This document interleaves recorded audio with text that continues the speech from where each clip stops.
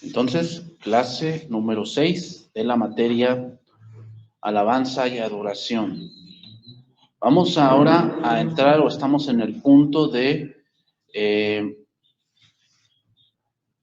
el sacerdocio, en el punto del ministerio, ¿ok? En el punto del ministerio. Entonces vamos a ver Filipenses capítulo 4, verso número 10. Filipenses capítulo 4, verso número 10. Estamos en el punto de ser o de la ofrenda que estaban enviando los filipenses. Estamos viendo algunas clases de ofrendas que podemos ahora dar. Decíamos ya las ofrendas ahora no son en especie o con animalitos, ahora son en base a Jesucristo, y vamos a estar viendo otras cosas de los sacrificios espirituales, ¿ok? Sacrificios espirituales. Entonces, dice allí, Filipenses 4:10, en gran manera me gocé en el Señor de que ya al fin habéis revivido vuestro cuidado de mí, de lo cual también estabais solícitos, pero os faltaba la oportunidad. No lo digo porque tenga escasez, pues he aprendido a contentarme cualquiera que sea mi situación. Sé vivir humildemente y sé tener abundancia. En todo y por todo estoy enseñado, así para estar saciado como para tener hambre. Así para tener abundancia como para padecer necesidad. Todo lo puedo en Cristo que me fortalece. Sin embargo, bien hicisteis en participar conmigo en mi tribulación. Y sabéis también vosotros, oh filipenses, que al principio de la predicación del Evangelio, cuando partí de Macedonia, ninguna iglesia participó conmigo en razón de dar y recibir, sino vosotros solos. Pues aún a Tesalónica me enviasteis una y otra vez para mis necesidades. No es que busque dádivas, sino que busco fruto que abunde en vuestra cuenta. Pero todo lo he recibido y tengo abundancia. Estoy lleno, habiendo recibido de Epafrodito lo que enviasteis, olor fragante, sacrificio acepto, agradable a Dios.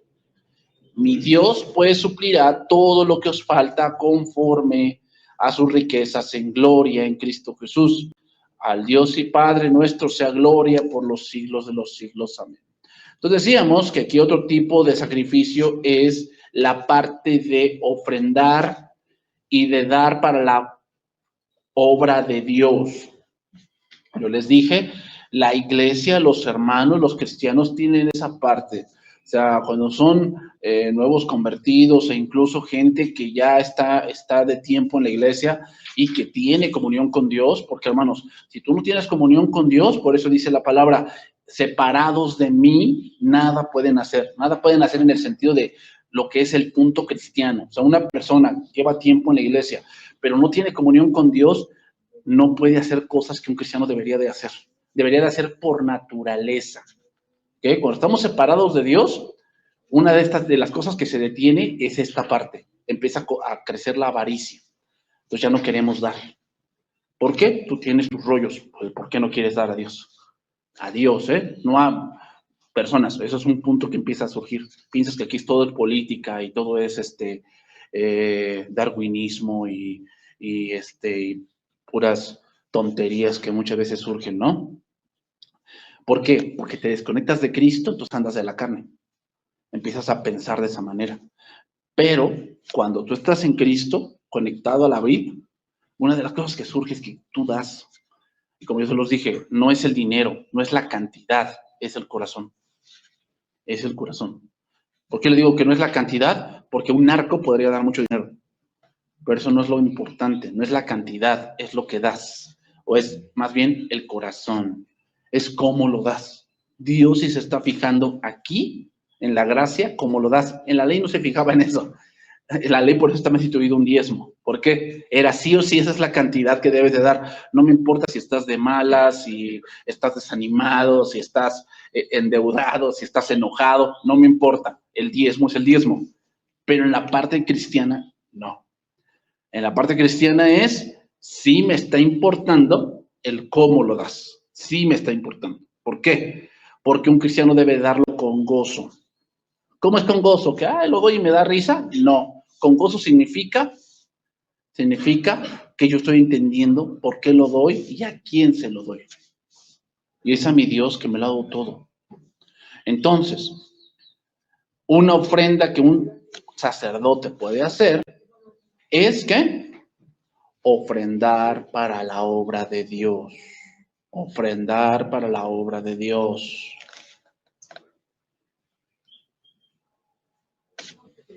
Yo preguntaría, ¿qué tiene más peso?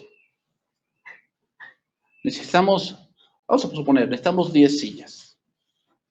Pero por el otro lado, tenemos un misionero que está, no sé, en San Luis Potosí. Y tenemos una entrada. ¿Qué tiene más peso?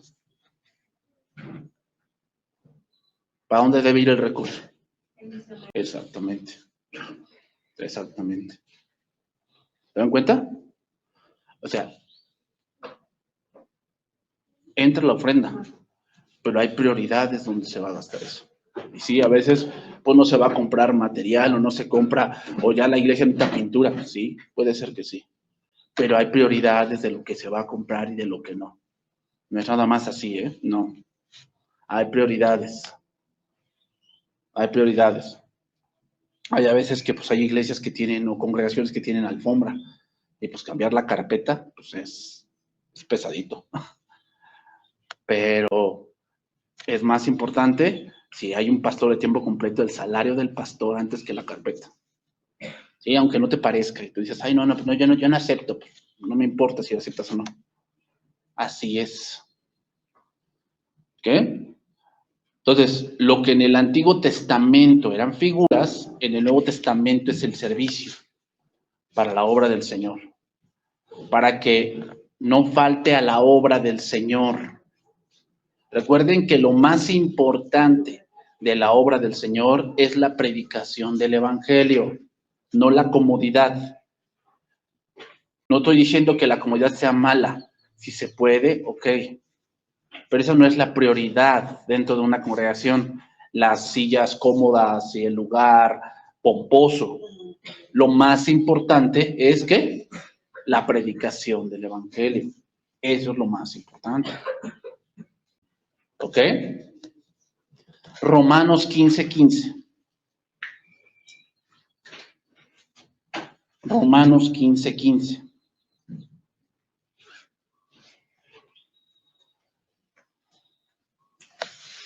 Dice ahí, mas os he escrito, hermanos, en parte con atrevimiento, como para haceros recordar por la gracia de que de Dios me es dada, para ser ministro de Jesucristo a los gentiles, ministrando el evangelio de Dios. Miren cómo lo dice, ministrando el evangelio de Dios para que los gentiles le sean ofrenda agradable, santificada por el Espíritu Santo. Aquí la palabra ministro, decíamos la semana pasada, es un adorador o un servidor del templo. Eso significa ministro.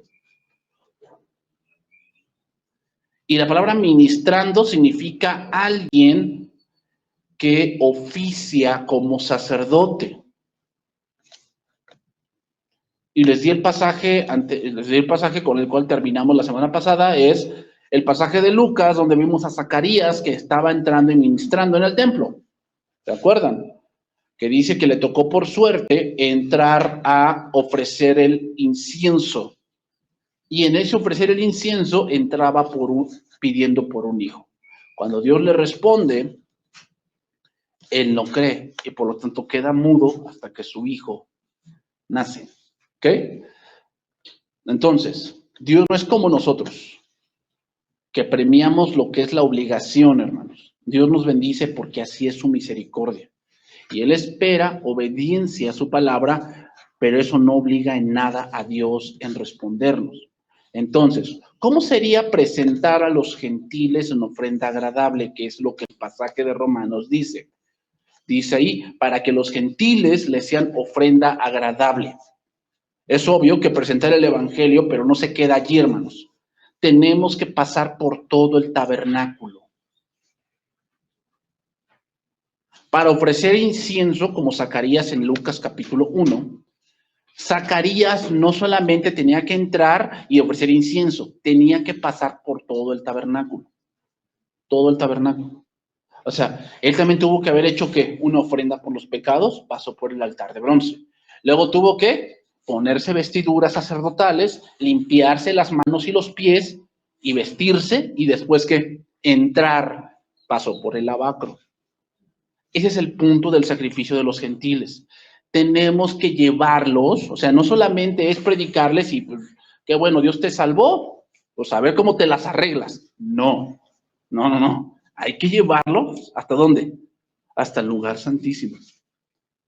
Entonces hay que enseñarles ¿qué?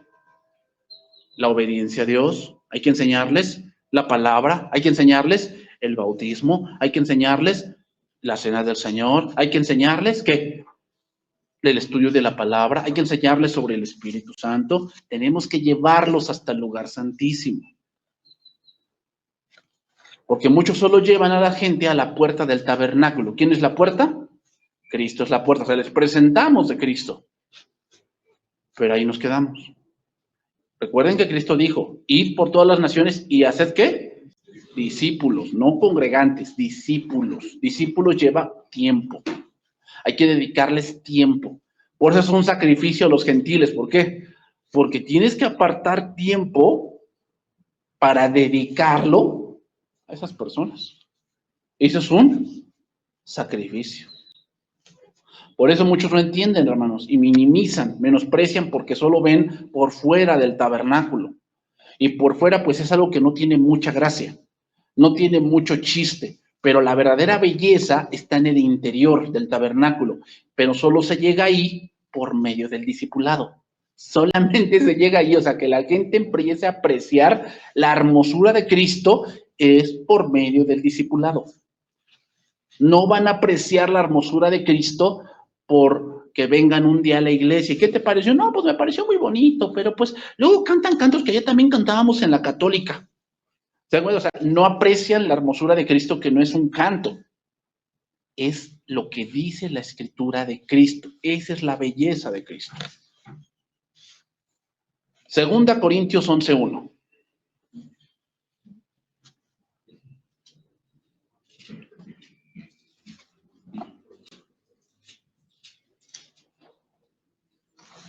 Entonces, hermanos, cuando Cristo se nos revela, entendemos la hermosura de Cristo. La entendemos. Entendemos todo lo que Cristo ha hecho por nosotros.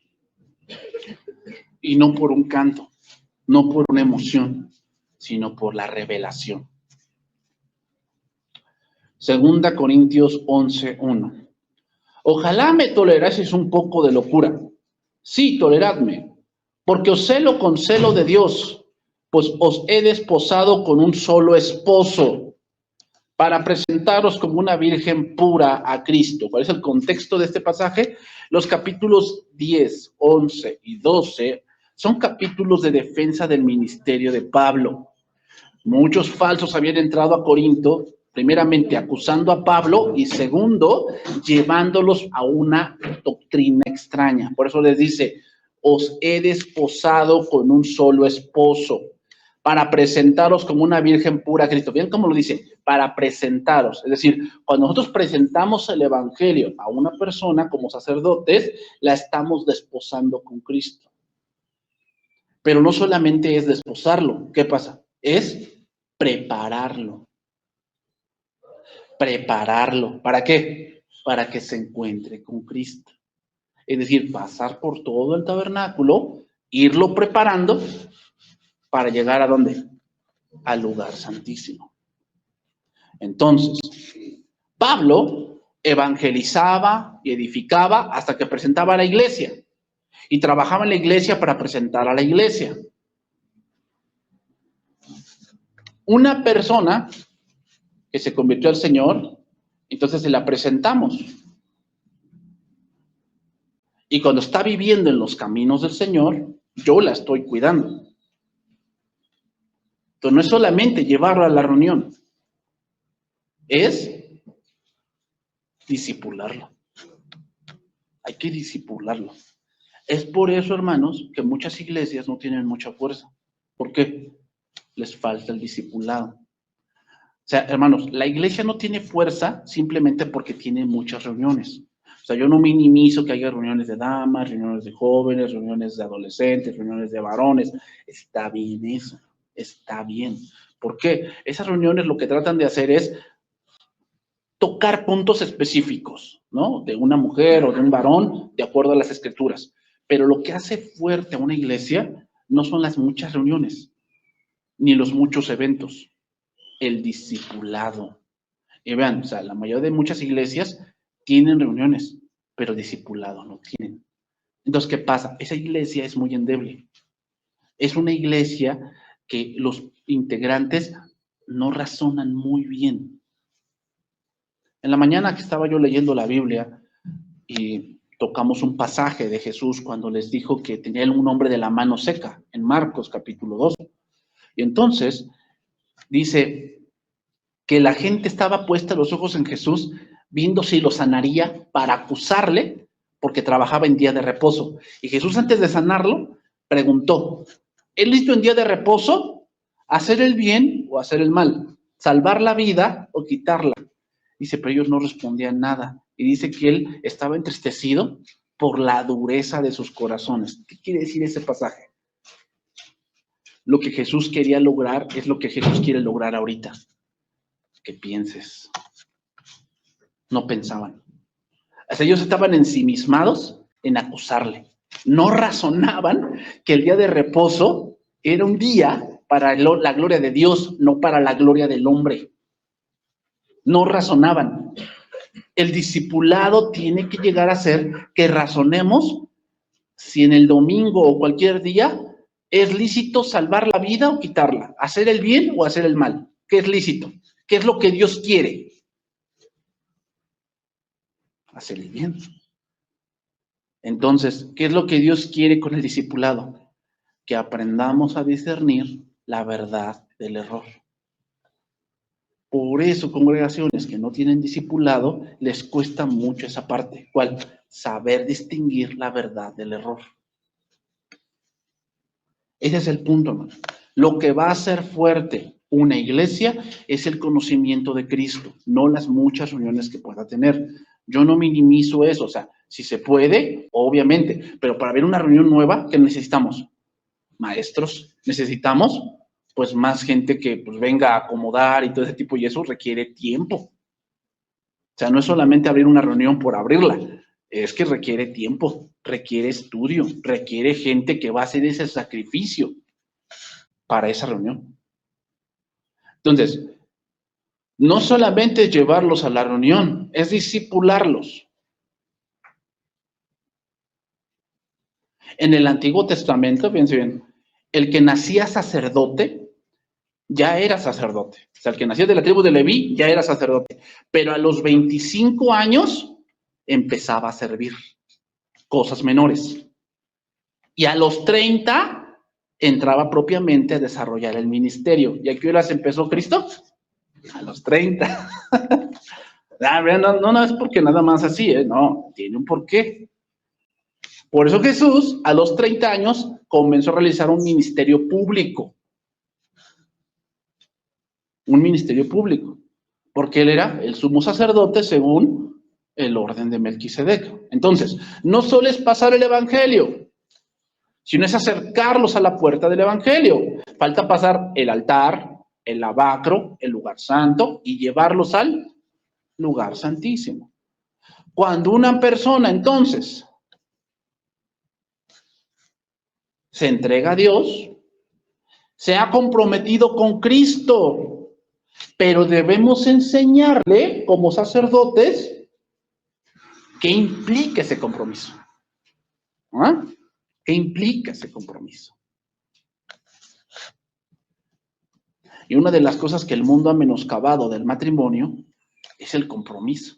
¿A qué te comprometes? ¿Verdad? Cuando llegas ahí, ¿a qué te comprometes? Sí, hay responsabilidades que se deben cumplir.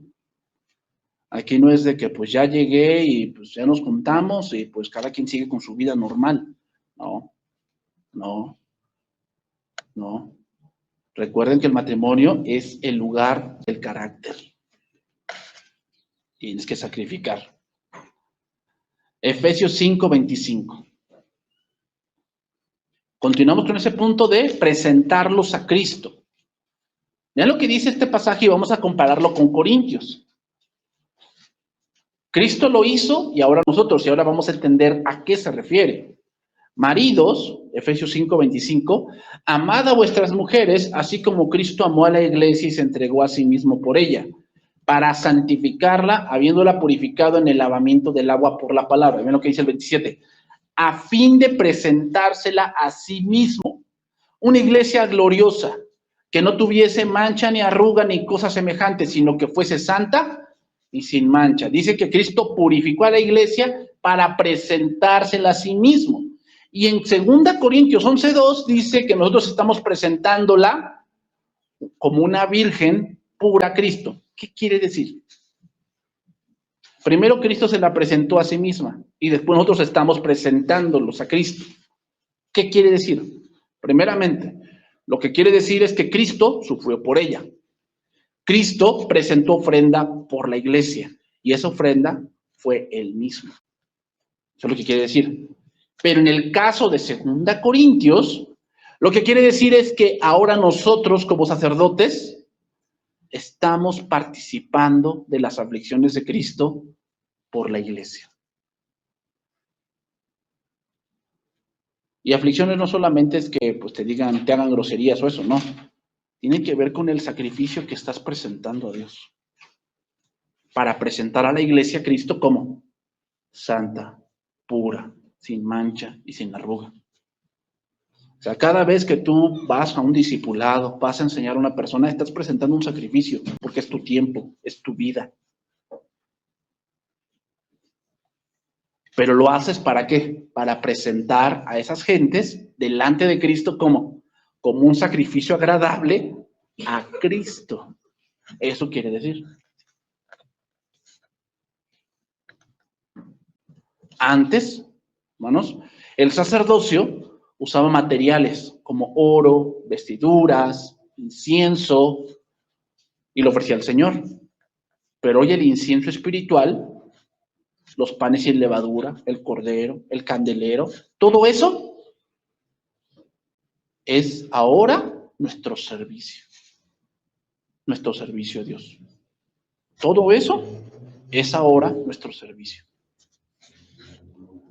Todo lo anterior era una maqueta de lo que debía de ser, pero el interés de Dios es tener hoy todo hecho realidad. Entonces, esto nos dice que podemos ser abogados o ingenieros. El Señor está de acuerdo con eso, pero antes que ser abogados o ingenieros o licenciados o lo que tú quieras, eres sacerdote. La profesión que Dios te ha permitido tener es por lo que por medio de Dios te envía tu sustento para ti, para tu familia, pero tu verdadera función para lo cual fuiste creado es hacer el trabajo de Dios. Esa es la verdadera función, antes que tu profesión.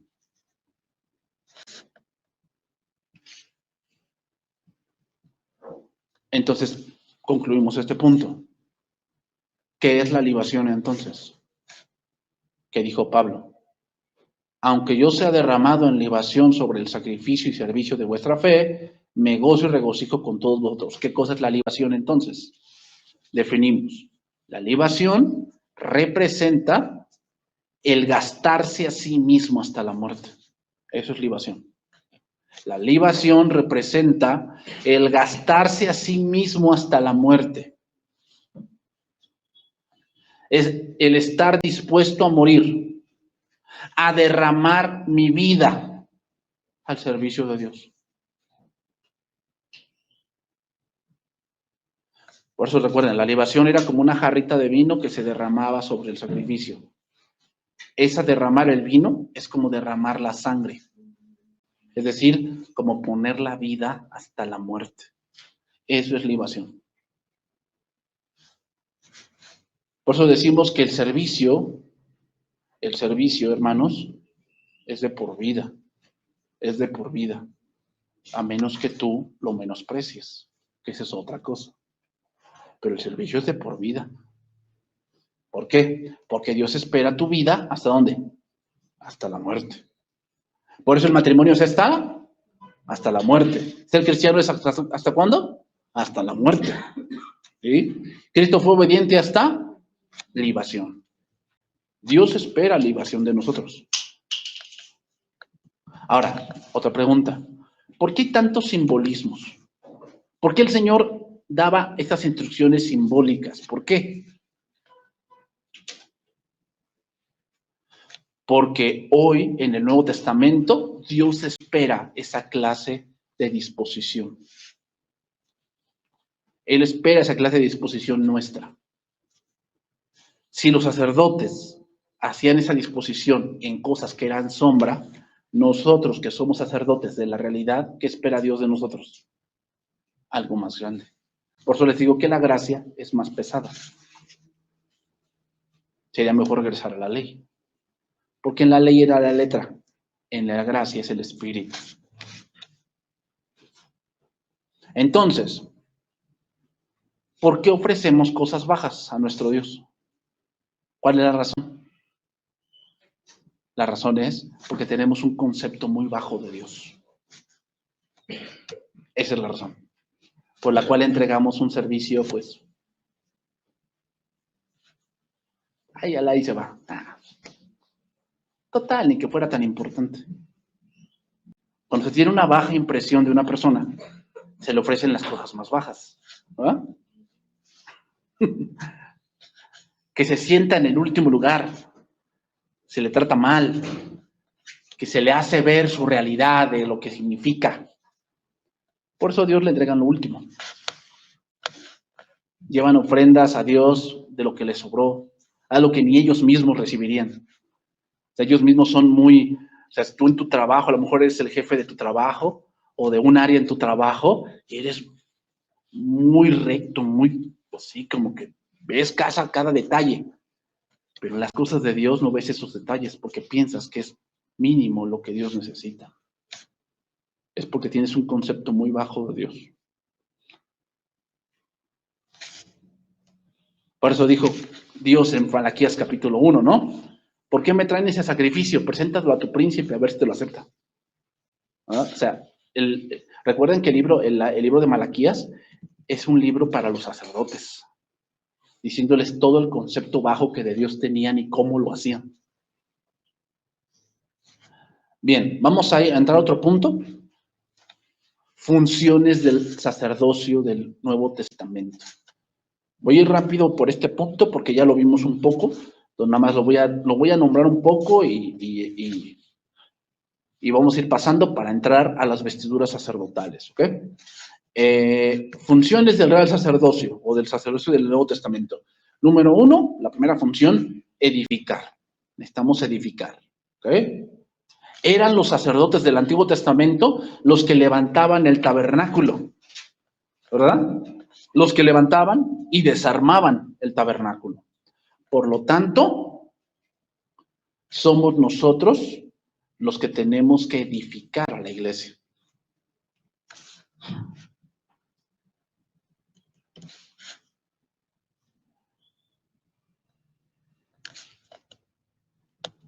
Pues recuerden que en el Antiguo Testamento es la tipología, en el Nuevo Testamento es la realidad.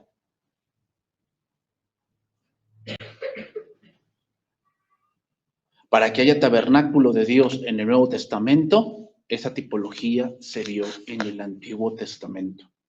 Número 2, otra función del sacerdote, sacrificios espirituales. Por eso les digo que eso ya lo vimos, nada más lo estamos así como que un poco más resumiendo. Sacrificios espirituales. Eso lo vemos en Hebreos capítulo 13, verso 15, 16, que ya lo tocamos. Así que ofrezcamos siempre a Dios por medio de él sacrificio de alabanza, es decir, fruto de labios que confiesan su nombre. Y de hacer el bien y de la ayuda mutua, no os olvidéis, porque de tales sacrificios se agrada a Dios. Entonces, aquí vemos 3 sacrificios que el cristiano puede hacer. Número 1, la alabanza. Alabanza, ¿verdad? Que es la materia que estamos tocando. Alabanza. ¿Qué es alabanza? Bueno, otra vez lo vamos a definir. Es proclamar los atributos de Dios, las proezas de Dios, las promesas de Dios. Eso tenemos que cantar, no estamos cantando al hombre.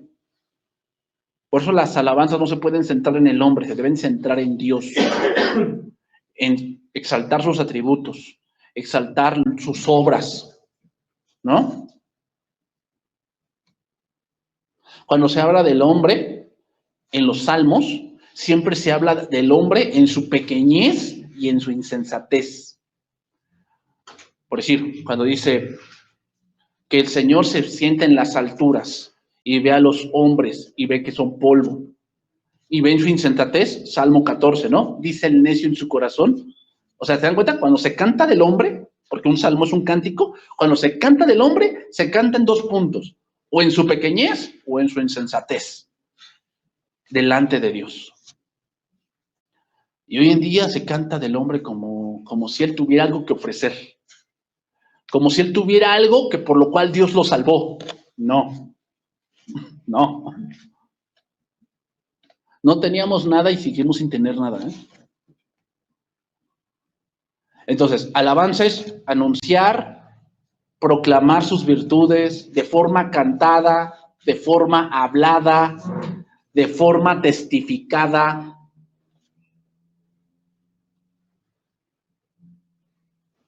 Y eso solamente lo pueden hacer los sacerdotes, hermanos. ¿A qué me refiero? Cristianos.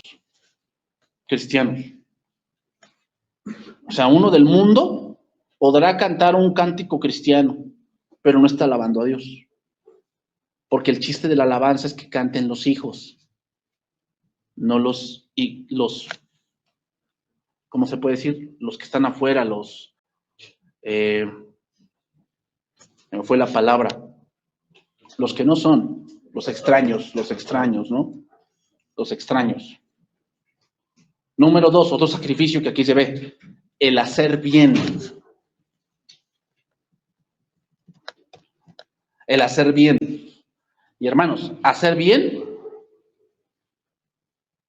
significa sacrificar, poner algo en el altar que era mío, pero que yo renuncio a él y lo presento a Dios.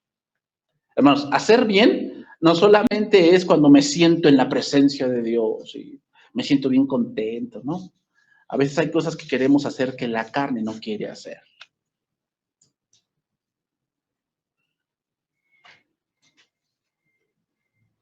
Ese es hacer bien. Y como sacerdotes, ese sacrificio Dios sagrado. Otro punto, la ayuda mutua. ¿Qué quiere decir la ayuda mutua? Las cosas que Santiago y la Biblia dicen, comida y vestido.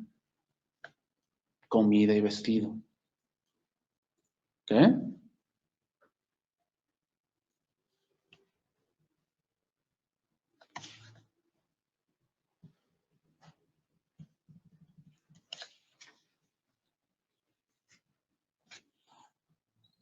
Entonces,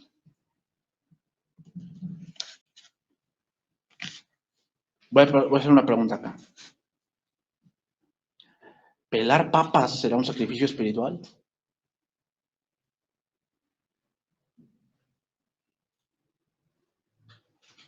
Dependiendo del contexto, ¿no? Exactamente, o sea, si tú lo vas a hacer para el servicio de la iglesia, es un sacrificio espiritual. O sea, no es un sacrificio espiritual cuando están aquí y los hermanos se llevan la basura, es un sacrificio espiritual. ¿Se dan cuenta? O sea, muchas veces pensamos que el sacrificio espiritual es, no, pues, que me reconozcan que estoy aquí al frente, y eso, no. El sacrificio espiritual tiene que ver mucho, cuando tú estás haciendo un sacrificio espiritual cuando acomodas sillas. Estás haciendo un sacrificio espiritual cuando limpias el baño, limpias el piso.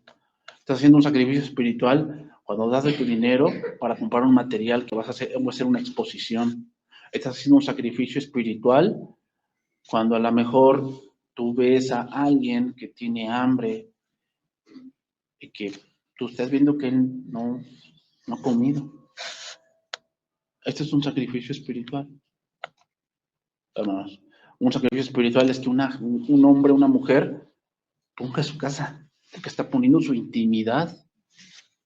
No está poniendo su intimidad de su casa. O sea, no cualquiera abre su casa y, pues hagan estudios acá. Se dice fácil, pero no es tan fácil. Porque pues, en alguna que otra se va a perder cosas. Se van a romper cosas. Se van a acabar tu sala. Se van a acabar tus sillas. Sí, pero es un sacrificio espiritual también. ¿Se dan cuenta? O sea, tiene que ver mucho con la actividad del creyente.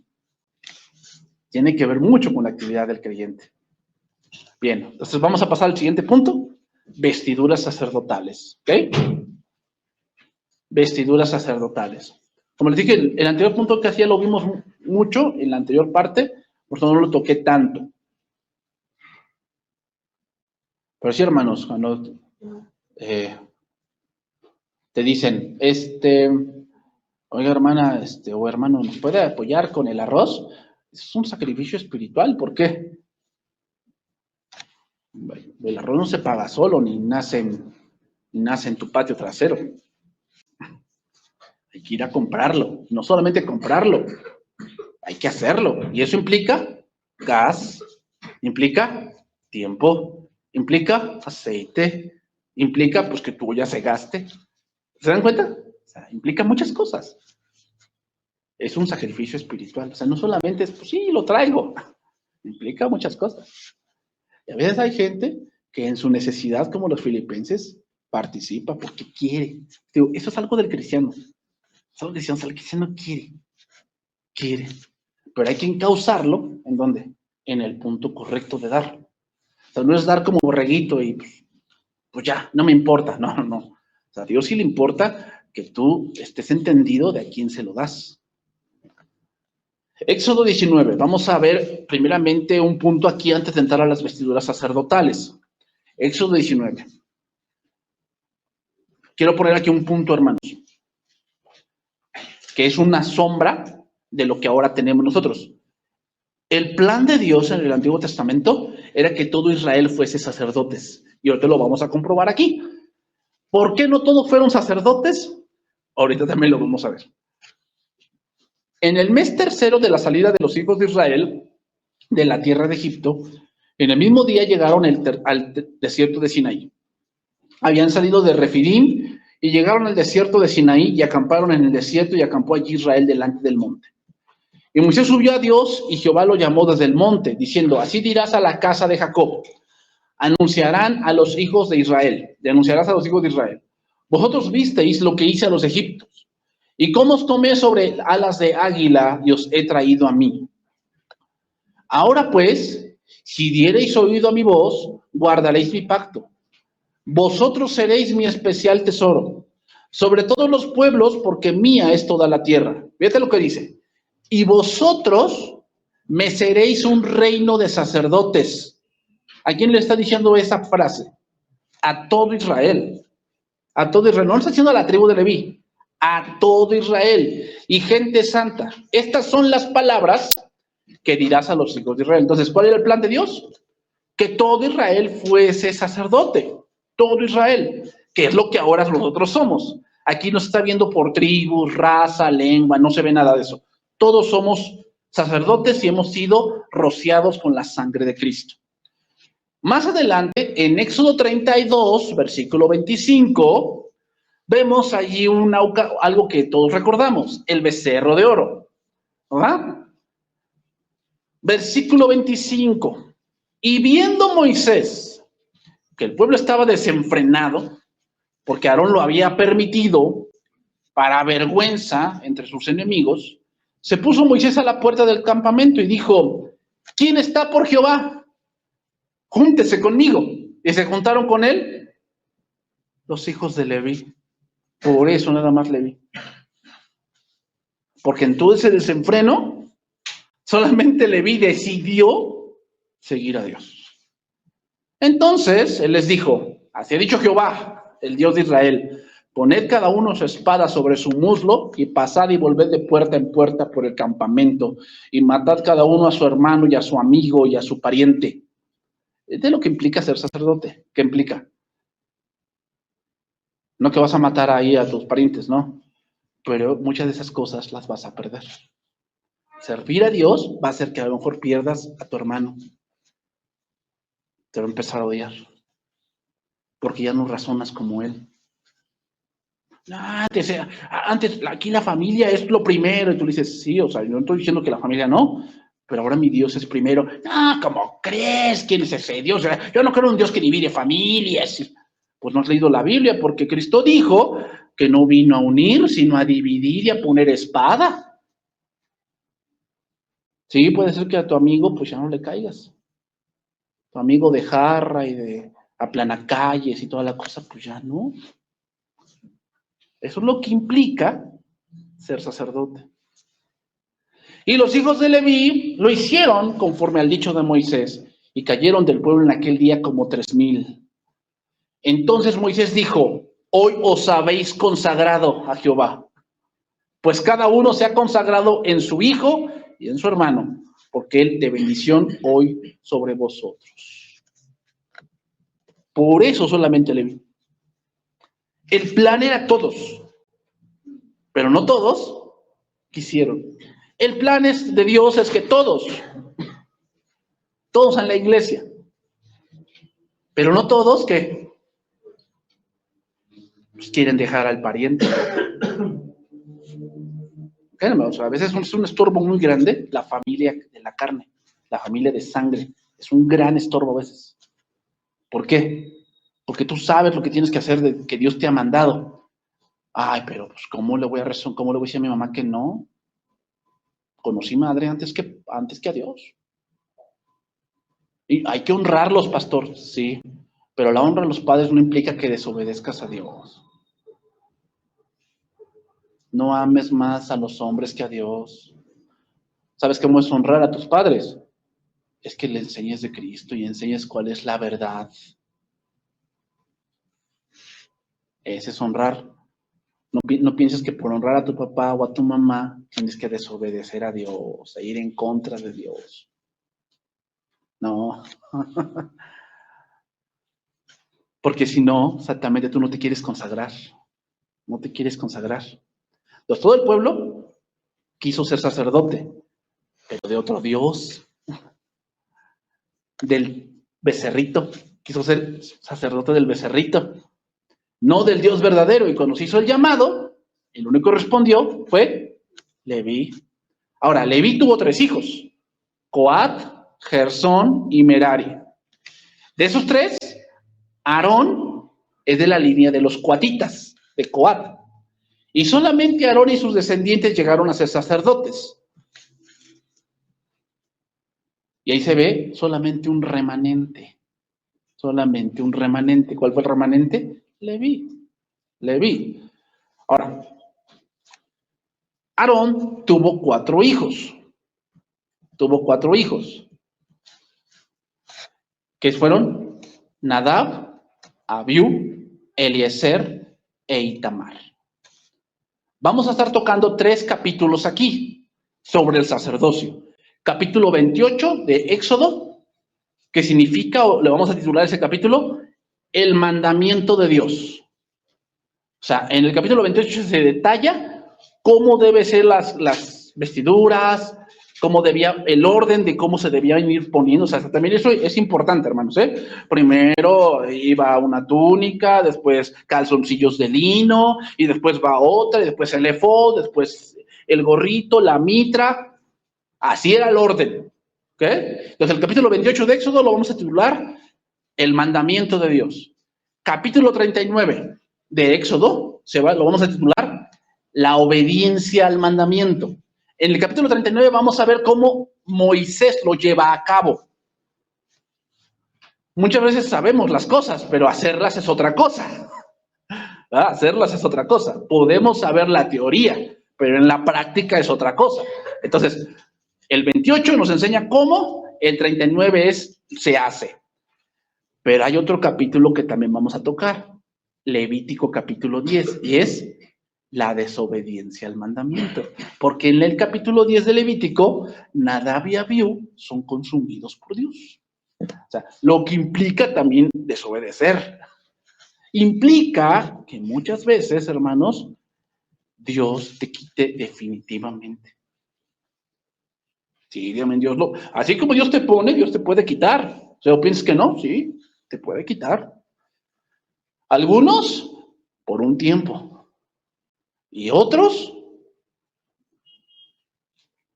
permanentemente. Nadab y Abiú fue que permanente porque se murieron. Entonces, el sacerdocio no se podía ejercer sin las vestiduras y sin cierta consagración.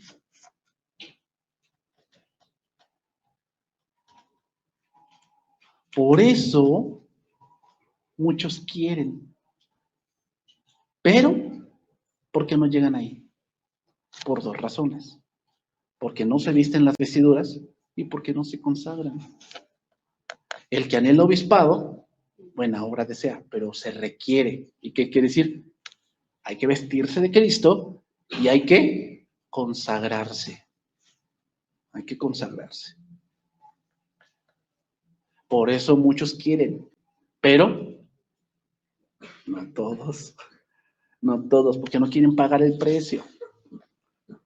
Tengo 5 minutos. Entonces, Éxodo 28. Éxodo 28. Vamos a empezar en ese capítulo de ¿qué? ¿Cómo titulamos? Los mandamientos, ¿verdad? Mandamientos de Dios. Vamos a ver qué es lo que Dios pide. Si Dios pide algo es importante porque pues, quiere decir que si Dios me da instrucciones precisas, es porque así debe de hacerse. Y recuerden, hermanos, lo que la Biblia dice no es para ponerse en tela de juicio, es para hacerse. Es para hacerse. Lo que diga el hombre, pues bueno, sí. O sea, si lees un comentario, hay que ponerlo en tela de juicio. Si de verdad eso es lo que dice la Biblia. Pero la Biblia no, la Biblia es para hacerse. Dice, y harás llegar a ti, delante de ti, a Aarón tu hermano. ¿Qué nos enseña eso? ¿Quién era la autoridad de Aarón? Moisés. ¿Y la autoridad de Moisés? Dios, exactamente. ¿Se dan cuenta con lo mismo? ¿Quién es la autoridad de la mujer? El hombre. ¿Y la autoridad del hombre? Cristo. Cristo. ¿Se dan cuenta cómo va igual? La autoridad. O sea, la autoridad no es un invento, hermano, ni es patriarcado. Es algo que Dios ya diseñó y así funciona. Harás llegarte delante de ti Aarón tu hermano y a sus hijos consigo, de entre los hijos de Israel, para que sean mis sacerdotes. A Aarón, a Nadab, a Abiú, Eleazar e Itamar, hijos de Aarón. ¿Ok? Entonces, sigue diciendo. Y harás vestiduras sagradas. ¿Cómo se le llama? Vestiduras sagradas. ¿Por qué sagradas? ¿Porque son de ángeles? En parte, pero ¿cómo sería que yo consagré esta chamarra para Dios? ¿Cómo sería eso? Que no son de uso común. No son de uso común. O sea, no es que la vestidura de sacerdote me la llevo al trabajo. No. No. Quiere decir que no es algo rutinario. O no aplica, fíjate, no aplica que yo diga, nada más con este traje se predica. No, porque ahí dice que son vestiduras sagradas. No, eso fue en el Antiguo Testamento. Ahorita les voy a explicar a qué se refiere en el Nuevo Testamento. ¿Ok? Quiere decir una vestidura sagrada que quiere decir que es algo más alto que nada. Es algo más alto. Si es algo que se mezcla con todo lo demás, como si fuera un rito de la vida corriente y cotidiana, entonces esas vestiduras están siendo profanadas. Vestidura sagrada significa que era exclusivamente para ministrar en el tabernáculo. Punto. Solamente. Cuando se acababa el turno de Aarón, se tenía que desvestir y ya. Entonces vamos a ver ahora qué significa eso, ¿verdad? Vamos a ver un pasaje y con eso vamos a terminar. Gálatas 3:25. Y con eso vamos a terminar. Entonces, eso ya no aplica, hermanos, de que, no, pues bueno, si lo quieres hacer está bien, pero no pienses que por eso ya eres más sacerdote de que yo me compré un traje exclusivo para los domingos y ese domingo nada más fueron con ese traje. Está bien, bueno, está bien, si quieres hacer eso, está bien. Estos zapatos nada más los utilizo los domingos. Tengo muchos pares, pero nada más estos pares son exclusivos para Dios. Está bien, ¿ok? ¿Quieres hacer eso? No. Si tienes 100 pares, no sé cómo le haces, pero bueno, está bien. Pero no pienses que por eso eres más sacerdote. No, porque eso es una sombra de lo que habría de venir. Dice 3:25, hablando Gálatas, se habla de la ley, más de la ley que los judaizantes, todo eso. Pero venida la fe, ya no estamos bajo ayo. ¿Cuál es el contexto? ¿Quién es el ayo? La ley. ¿Quién es la fe? Cristo. Pues todos sois hijos de Dios por la fe en Cristo Jesús. Porque todos los que habéis sido bautizados en Cristo, ¿qué dice ahí? De Cristo estáis revestidos. De Cristo estáis revestidos. ¿Cuáles son ahora las vestiduras sagradas? Que Cristo sea nuestra imagen ahora. De Cristo estáis revestidos. Aquí se habla de algo que se llama revestimiento. Y vean ¿cuál es el contexto? Bautizados, significa identificados. Los sacerdotes primero tenían que venir a la fuente del lavacro y lavarse las manos y los pies y luego se ponían las vestiduras. Y cuando salían a la fuente de bronce, esto representa el bautismo. Nosotros por la fe en Cristo nos hemos identificado con Él por medio del bautismo y ya somos hechos sacerdotes por la sangre de Cristo. Muchos dicen, bueno, ¿dónde dice que la cena del Señor se debe de tomar después del bautismo? No hay un versículo. No hay un versículo. Pero yo no puedo pensar que tú te identificas con Cristo en su muerte y en su sangre y no te identificas con Él en su resurrección. Porque recuerden que tomar del vino y la copa, o de la copa y el pan, significa que yo entiendo el sacrificio de Cristo, pero ¿cómo lo entiendes si no has creído? No hay un verso. Y no peca aquel que toma pan y vino sin haberse bautizado. No peca. Pero, yo no creo que quieras obedecer a medias, ¿o sí? Que por un lado como pan y vino y por el otro lado, pues a ver cuando me bautizo, pues no creo. No hay un verso. Pero, el tabernáculo tenía ¿qué? Etapas. Altar, lavacro, lugar santo. Antes de servir, ¿por dónde pasaban? Por el lavacro. Entonces, pues yo espero, o sea, no es algo que dijéramos, el que no sea bautizado no va a servir. Pero si estás sirviendo sin bautizarte, debes procurar ¿qué? El bautismo. Es obvio. No pecas si sirves sin bautizarte, pero debes procurar bautizarte.